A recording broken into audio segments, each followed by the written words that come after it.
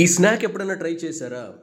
ఇవి ఆమ్లా స్లైసెస్ మీకు వద్దొద్దన్న జుట్టు మొలుస్తుంది, కంటి సమస్యలు తగ్గుతాయి, రక్త ప్రసరణ ఈ చలికాలంలో చాలా బాగా జరుగుతుంది.